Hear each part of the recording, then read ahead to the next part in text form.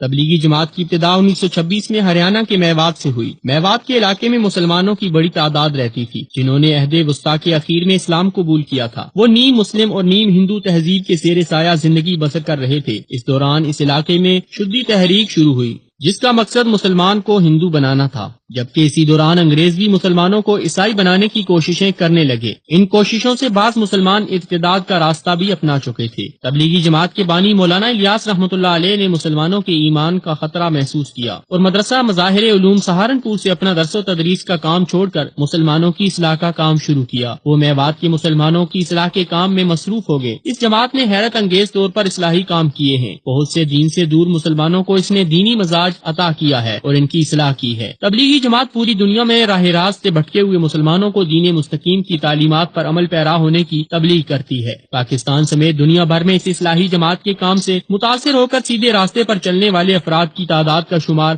آسان نہیں ہے۔ ان میں شوبز، سپورٹس، بزنس، سیاست سمیت دیگر شعبوں سے تعلق رکھنے والی معروف شخصیات کی ایک بہت بڑی تعداد بھی ہے۔ تبلیغی جماعت کسی نئے نظریہ یا کسی نئے مقصد کی داعی نہیں بلکہ صرف اپنی اور امت کی اصلاح کے لیے محنت اور قربانی کی دعوت دیتی ہے۔ یہی وجہ ہے کہ دوسری تنظیموں کی طرح اس تحریک کا کوئی دستور یا منشور نہیں ہے، کوئی دفتر یا رجسٹر نہیں ہے اور نہ ہی کوئی ممبر یا عہدیدار ہے، یہاں تک کہ اس کا کوئی جداگانہ نام تک نہیں رکھا گیا۔ اس اصلاحی جماعت کے بانی مولانا الیاس رحمۃ اللہ علیہ فرماتے تھے کہ یہ نام تبلیغی جماعت ہم نے نہیں رکھا، ہم تو بس کام کرنا چاہتے تھے، اس کا کوئی خاص نام رکھنے کی ضرورت بھی نہ سمجھی تھی۔ لوگ کام کرنے والوں کو تبلیغی جماعت کہنے لگے، پھر یہ اتنا مشہور ہوا کہ ہم خود بھی کہنے لگے۔ آج تبلیغی جماعت اپنی نمایاں خصوصیات اور منفرد اوصاف کی وجہ سے پوری دنیا میں امتیازی حیثیت سے جانی اور پہچانی جاتی ہے۔ دنیا کے 210 سے زائد ممالک میں یہ کام انجام پا رہا ہے۔ 30 ملین سے زائد افراد دنیا بھر میں اس کام سے وابستہ ہیں۔ ہندوستان، پاکستان اور بنگلہ دیش اس کے سب سے بڑے مراکز ہیں۔ اس جماعت کا سیاست سے کوئی بھی تعلق نہیں ہے، فنڈنگ اور چندہ کا کوئی نظام نہیں ہے، نشر و اشاعت کا کوئی محکمہ نہیں ہے، انہیں اخبارات اور ٹیلی ویژن کی زینت بننے کا بھی کوئی شوق نہیں ہے۔ ان کے خلاف دنیا میں کسی بھی پولیس اسٹیشن میں کوئی بھی FIR درج نہیں ہے۔ اسی طرح کے تشدد اور منفی سرگرمیوں میں یہ جماعت حصہ نہیں لیتی۔ پوری دنیا کے کسی بھی ملک نے آج تک ان پر تشدد آمیز سرگرمیوں کا الزام نہیں لگایا۔ ملکی قوانین کو سر آنکھوں سے لگا کر یہ جماعت اپنے کاموں کو انجام دیتی ہے۔ ان کے خلاف جو بولتے ہیں یہ جماعت انہیں بھی کوئی جواب نہیں دیتی۔ محبت و الفت کے ساتھ یہ دعوت و تبلیغ کرتے ہیں۔ سادگی اور انسانیت نوازی ان کی فطرت میں شامل ہے۔ یہ مکمل طور پر غیر سیاسی قانون کی پابند جماعت ہے۔ اس جماعت پر بارہا پابندی عائد کرنے کی کوشش بھی کی گئی لیکن اس خیال کے حاملین کو ایسا کوئی موقع نہیں مل سکا۔ تبلیغی جماعت کے طریقہ کار اور ان کے نصاب میں ایسا کوئی پوائنٹ انہیں نظر نہیں آیا جسے بہانہ بنا کر ان پر پابندیاں عائد کی جائیں۔ اس جماعت کی تاریخ میں ایسی کوئی مثال نہیں ملتی کہ اس نے حکومت سے ٹکرانے کی کوشش کی ہو اور نہ ہی کبھی اس جماعت پر دہشت گردی کی معاونت کا الزام لگایا گیا۔ یہ ایک مکمل پرامن تحریک ہے اور ہمیشہ تشدد کی مخالفت کرتی آئی ہے۔ یہ جماعت عسکریت پسند گروپس کا بھی ہدف رہی ہے اور اس کے کئی مراکز پر عسکریت پسند حملے بھی ہو چکے ہیں جن میں کئی افراد شہید بھی ہوئے۔ شاید اس کی وجہ یہ ہے کہ تبلیغی جماعت کی جانب سے اسلامی بحالی کے لیے کسی بھی قسم کے پرتشدد طریقہ کار کو رد کر دیا جاتا ہے۔ کوئی ایسا کیس بھی ابھی تک سامنے نہیں آیا کہ اس جماعت نے کبھی قانون کی خلاف ورزی کی ہو یا کسی بھی مذہب یا مسلک کو اس کے طرز عمل سے کوئی ٹھیس پہنچی ہو۔ فرقہ واریت کو ختم کرنا ان کے منشور میں شامل ہے۔ یہ لوگ تمام مسالک کی مساجد میں جاتے ہیں، تمام فرقوں کے لوگوں سے ملاقات کرتے ہیں اور تمام مسالک کے لوگوں کو یہ احساس دلاتے ہیں کہ جب تک تمام مسلمان نبی اکرم صلی اللہ علیہ وسلم کے دیے گئے روشن اصولوں پر نہیں چلیں گے اس وقت تک دنیا میں ذلیل و رسوا ہوتے رہیں گے۔ اگر یہ کہا جائے تو بے جا نہ ہوگا کہ تبلیغی جماعت فرقہ واریت کے خلاف اور امت مسلمہ کے اتحاد کے لیے ایک بہترین پلیٹ فارم ہے جس پر تمام مسالک و فرقوں کے لوگ اپنے اپنے مسالک کے مفادات کو پس پش ڈال کر صرف سچا مسلمان بننے کی کوشش کریں تو بہت جلد ملک سے فرقہ واریت ختم ہو سکتی ہے۔ اس جماعت کا ہر سال پاکستان میں ہونے والا تبلیغی اجتماع دنیا کا دوسرا بڑا اجتماع ہوتا ہے۔ رائے گنج میں ہر سال لاکھوں افراد کا اجتماع ہوتا ہے جس کا نظم و ضبط بے حد مثالی، معیاری اور لائق تحسین ہوتا ہے۔ اس مرتبہ بھی حسب سابق تبلیغی اجتماع کو 2 حصوں میں تقسیم کیا گیا تھا۔ پہلے اور دوسرے حصے میں دنیا بھر سے لاکھوں افراد نے بھرپور شرکت کی۔ دیکھا جائے تو یہ حقیقت سامنے آتی ہے کہ انسانوں کا بنایا ہوا کوئی بھی نظام مکمل طور پر خامی سے پاک نہیں ہوتا، ضرور کہیں نہ کہیں کوئی خامی رہ جاتی ہے، چاہے کتنے ہی اخلاص سے کام شروع کیا جائے۔ خامیاں کسی میں بھی ہو نشاندہی کرنے پر دور ہو سکتی ہیں اور وقت کے ساتھ ساتھ انسان خامیوں کو دور کر کے بہتری کا سفر جاری رکھتا ہے۔ تبلیغی جماعت کا نظام بھی لوگوں کی اصلاح کے لیے اخلاص کے ساتھ بنایا گیا ایک نظام ہے جس میں یقیناً کئی خامیاں ہوں گی لیکن اس کی چند خامیوں کی وجہ سے مجموعی طور پر اس کی خدمات کا انکار بالکل نہیں کیا جا سکتا۔ ایسے لوگوں پر حیرت ہوتی ہے جو کسی ایک خامی کی وجہ سے اس کی 99 خوبیوں پر پانی پھیر دیتے ہیں۔ خصوصاً یہ معاملہ جب مذہبی معاملات میں ہو تو اور بھی سنگین ہو جاتا ہے، کیونکہ مذہب کے نام پر کام کرنے والی تمام مسالک اور فرقوں کی جماعتوں اور افراد کو ایک دوسرے کی دینی خدمت کی تعریف کرنی چاہیے۔ کسی بھی مسلک کے لوگ دین کے لیے بہتر انداز میں کام کر رہے ہوں، ان پر انگلی اٹھانے کی بجائے ان کے ساتھ تعاون کرنا چاہیے تاکہ وہ مزید بہتر انداز میں کام کر سکیں۔ لیکن افسوس کی بات یہ ہے کہ تمام مسالک کے لوگ اسی کوشش میں مصروف ہیں کہ کس طرح زیادہ سے زیادہ